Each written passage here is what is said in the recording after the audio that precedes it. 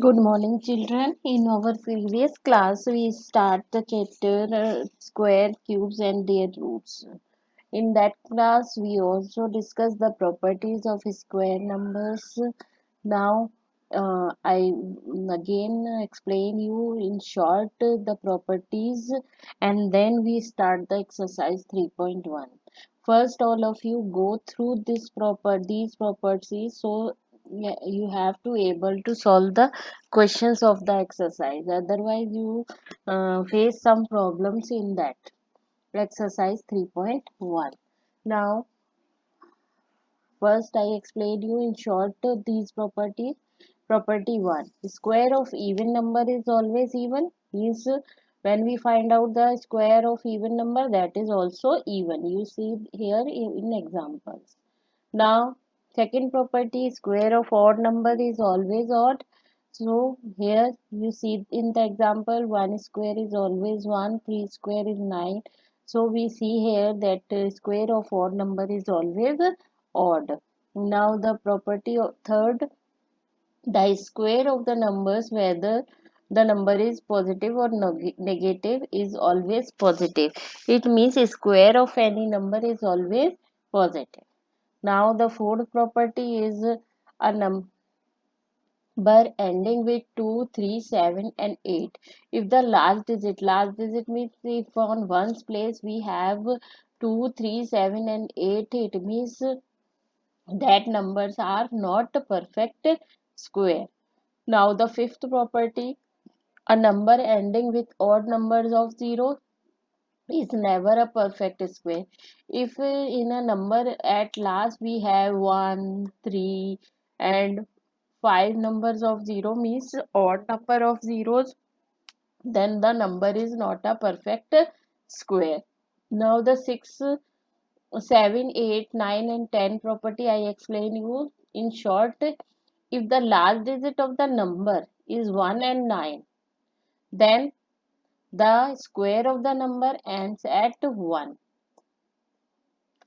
Means if the last digit of the number is 1 or 9, we see that 1 square is 1, 9 square is 81. Then in both condition we get 1 at last. So the if the number having 1 and 9 on last digit on unit place, then is it's a square. In the place of unit in its square we get 1 always. 1 square is 1, 9 square is 81, that means we get 1 here. 11 square is 121, we get 1 here. 19 square is 361, we get again 1 here. Similarly, when the number and with 2 and 4, 8, then in square we get 4. See, 2 square is 4, so we get 4. 8 square is 64, so again we get 4. It means if the last digit is 2 and 8, then we get 4 at unit place of its square. Similarly, if 3 and 9, 3 square is 9, 7 square is 49, it means the square is end at 9. 4 square is 6 and 4 square 16 and 6 square is 36. In both condition we get 6 at one's place. So when the unit digit is 4 and 6, then in its square the unit digit is 6. Now for 5, if the number ends at 5 or it's one place we have 5, then in a square we always get 5. If the number has 0 on its unit place, then in a square we again get 0. Now the next property is if a number has 0, 1, 4, 5, 6, or 9 at its units place, then it may be or may not be square. If the last digit is 0, 1, 4, 6, and 9, then the number may be a square number or not. We check that the number is a square number or not by any other method, by prime factorization method. Now, in first question of the exercise, we discuss on that methods also. Now I start exercise 3.1. Before starting the exercise, all of you read the properties carefully so that you cannot face any problem in the exercise. Now, exercise 3.1, the first question is, using prime factorization method, state which of the following are perfect square. Now, the first part is 2061. Now, in prime factorization method, we have a number 2061. So, first we check that this number is not divisible by 2 because last digit is odd. All of you know the divisibility rule. If the last digit is not a even number, then the number is not divisible by 2. So, we divide this number by 3. We see that this number is divisible by 3 because the sum of that is a 2 plus 0 plus 6 plus 1 is 9.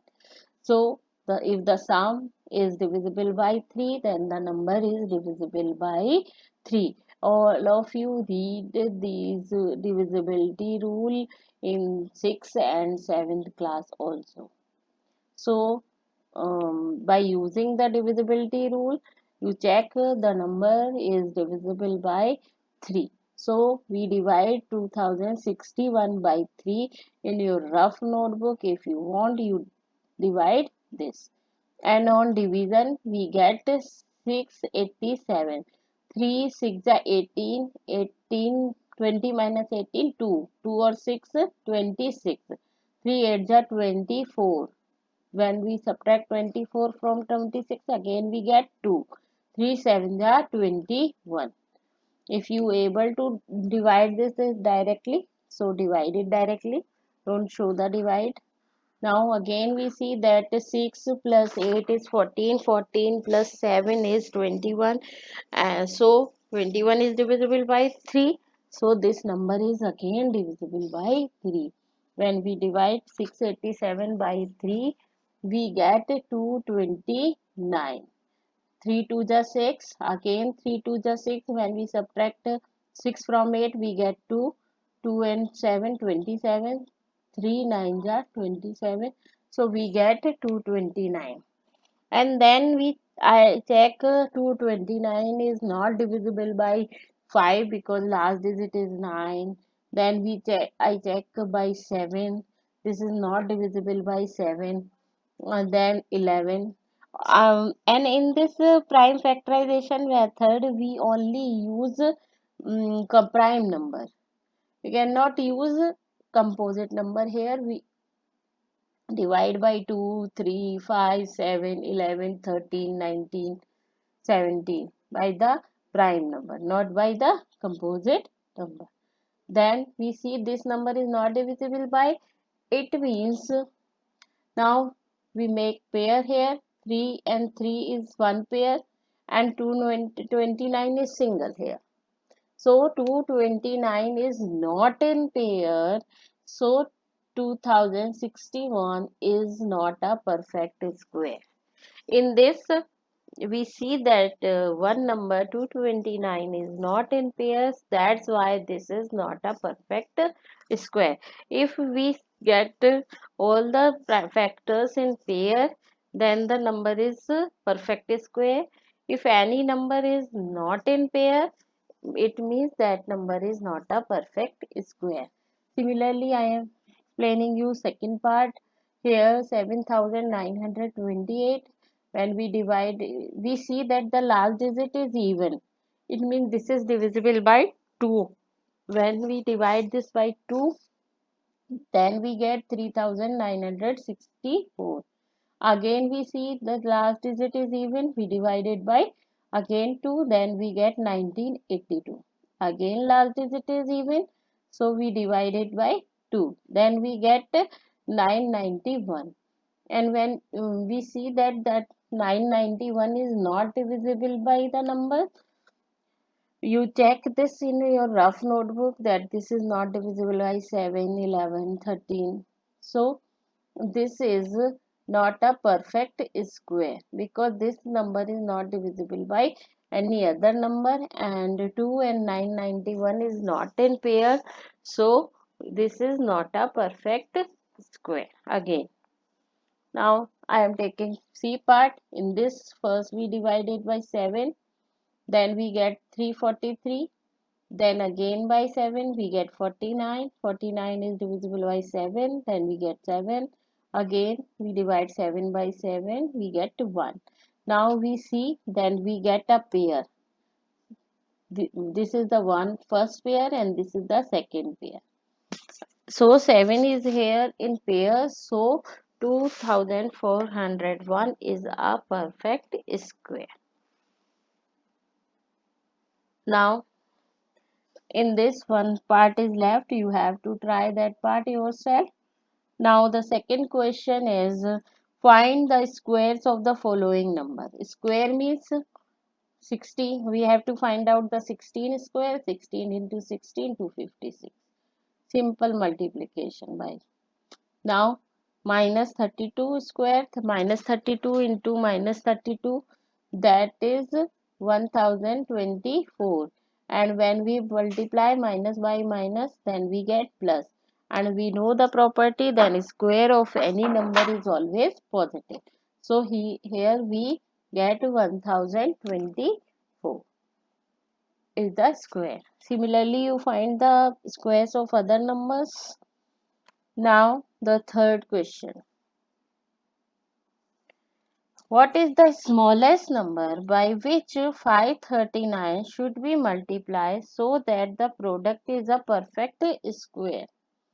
Now here we have to find out that this, when we do the prime factorization of 539. Now see here, this is the prime factorization, this is divisible by 7. So we divide this by 7, we get 7, 7 are 49, 49, when we subtract 49 by 53, then we get 4, 4 and 9, 49, 7, 7 are 49. Again we divide 77 by 7, we get 11, and 11 is divisible by 11. Now we see that 7 is pair here. 7 is in pair here, but 11 is 11 is unpair. So if we multiply this number by 11, then this number become a perfect square. So because 11 is in single, 11 is in unpair number, so we multiply it by 11. 11 is not in pair, so we multiply by 11, then 539 become a perfect number square. Now in next question, what is the smallest number by which 13,069 should be divided so that quotient is a perfect square? Now here we have to find out by which number we divide this so that it become a perfect square. Now again we do the prime factorization of 1369 and we get this one. I show the factors here. Now we see that here 2 is in pair, this 3 is in pair, and this 11 is in pair. Only 1 3 is left. So 3 is not in pair. This is 3. This 3 is extra here. If we divide 13,068 by 3, then this number become a perfect square. In both conditions, in third question, by which number we multiply? We see that 11 is 111 is here. So we multiply it by 11. Then it become a perfect square. And in division question, we see that 1 3 is unpair. So we divide it by 3. Then this number become a perfect square. Now the next question is 5. Which of the following would have digit 1 at its units place while squaring the following numbers? Now in For solving this question, I already explained you a property here. Now, this one, sixth property. See this property? When the last digit is 1 and 9, then in square we get 1 at unit place. We use sixth property here in the question, and then we solve question fifth. We see that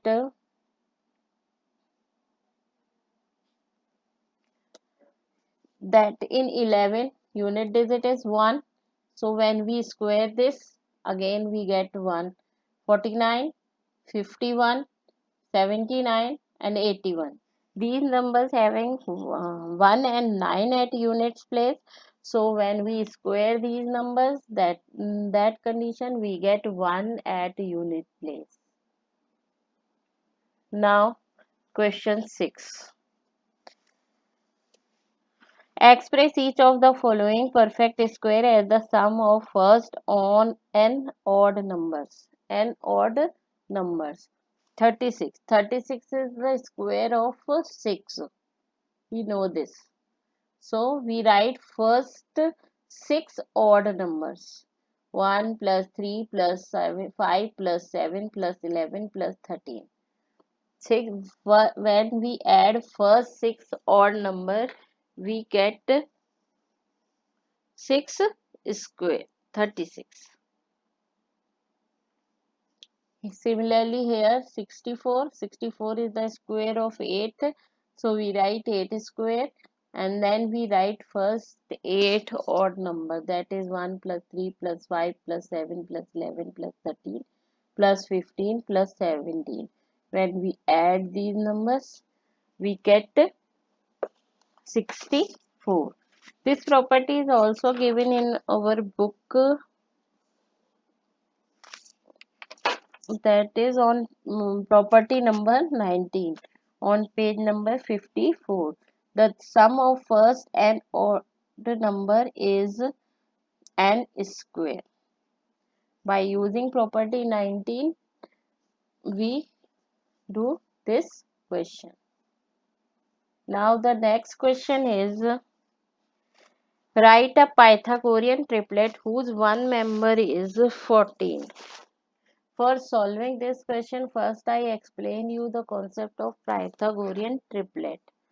Now, this is a property number 20 which is given in your book.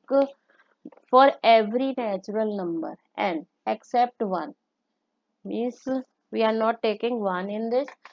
So, for every natural number except 1, there is a triplet such as 2n, n square minus 1, n square plus 1. These are three numbers. Here, these are the three number 2n, n square, n minus 1 and n square plus 1, such that 2n square plus n square minus 1 square equal to n square plus 1 square. These triplets are called Pythagorean triplet. Now I explain you these triplets with the help of an example. Suppose we have three numbers, 3, 4 and 5. Here, if we write the square of the biggest digit, 5 square. Here, biggest number is 5. So, we write 5 square, that is 25. And then after, remaining two digits are 3 and 4.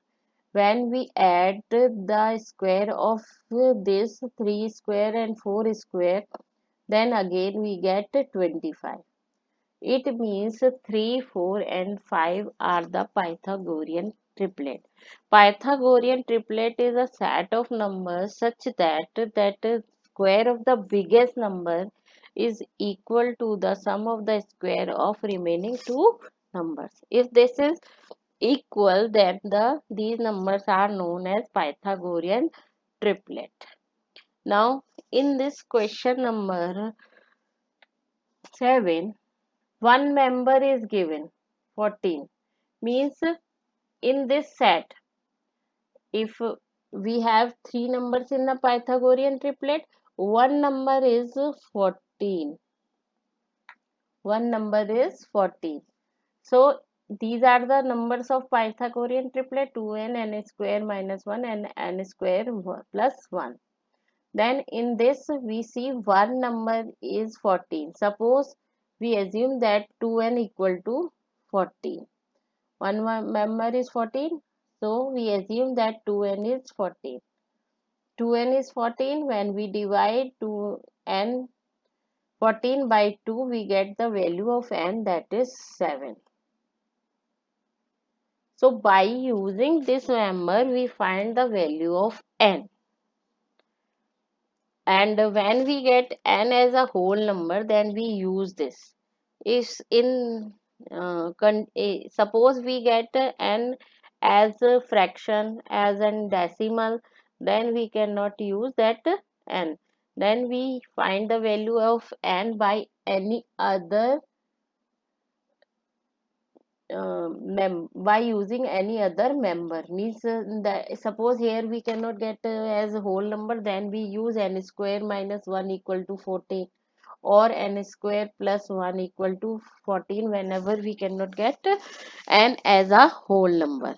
In our question mostly we get n as a whole number by using 2n plus 2n equal to 14.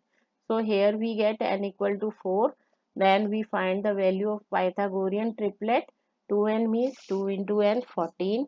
N square minus 1 means 7 square minus 1 means 49 minus 1 equal to 48.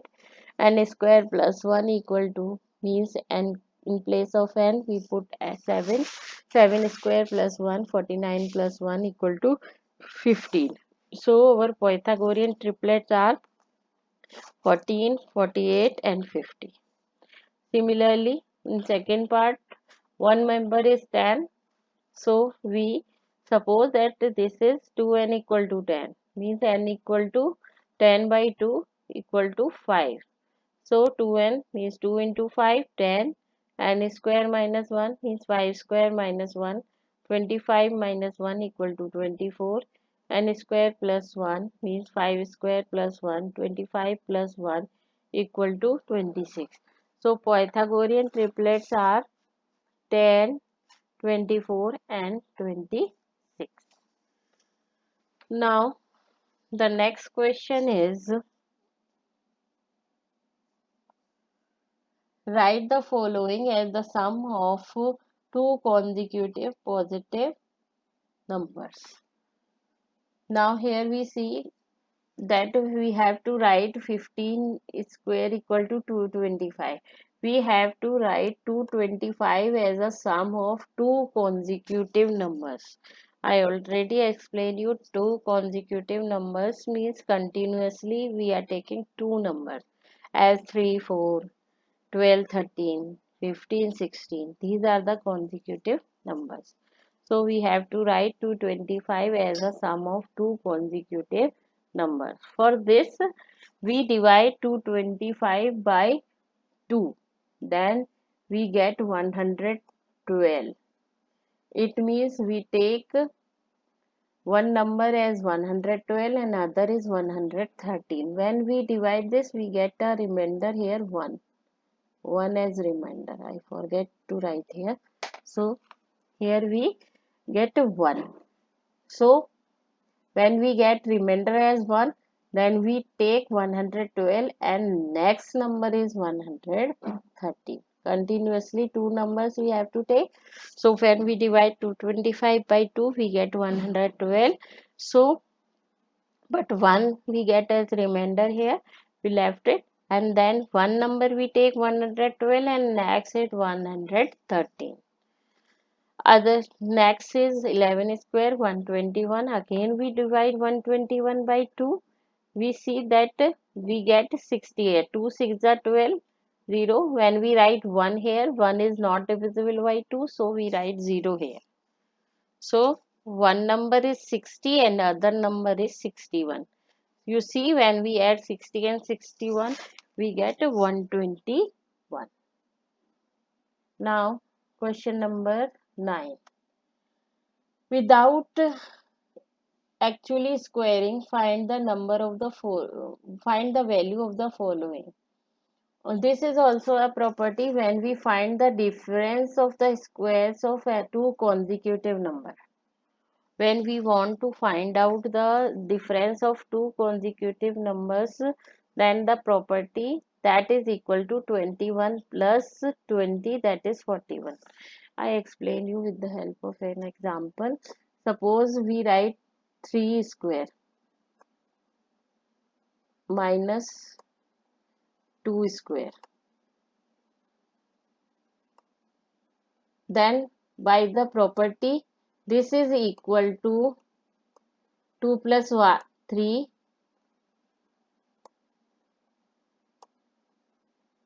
that is equal to 5.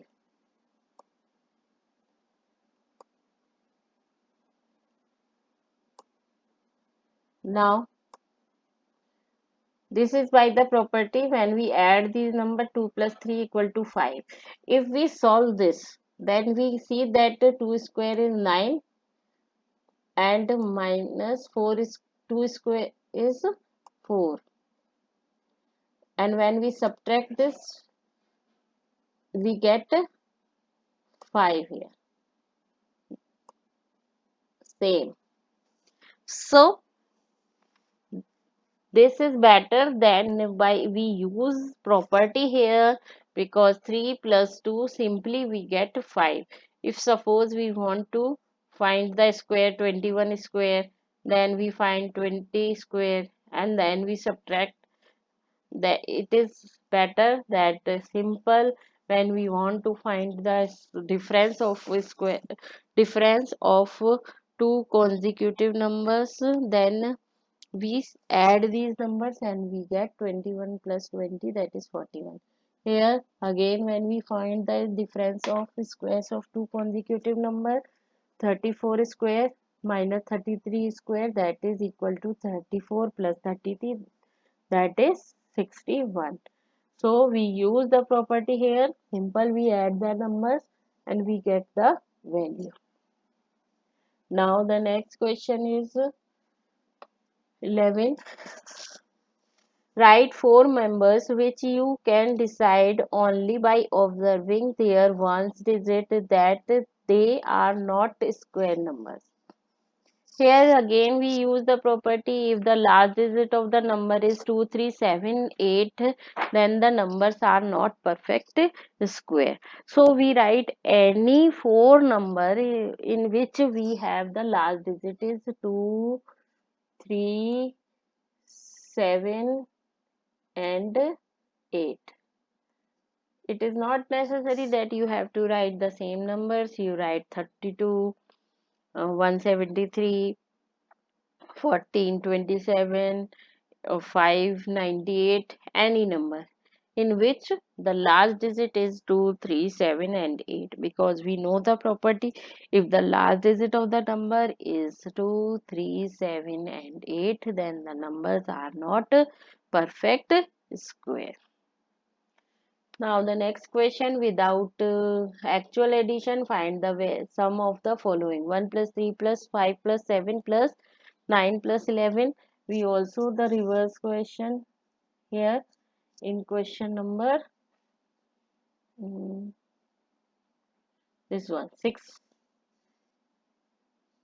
In 6 the square number is given, then we write it as a sum of the first odd numbers. Then here just reverse of the question 6.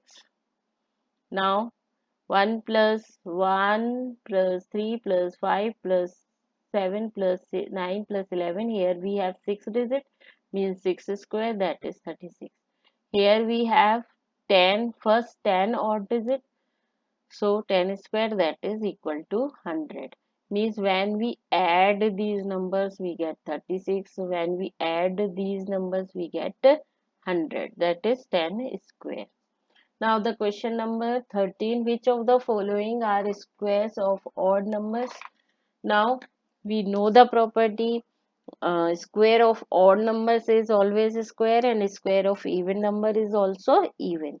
So we choose that 9 is an odd number, A part, and D part 169 is an odd number, and F part, that is 361, is an odd number. So A, D, and F are the odd numbers.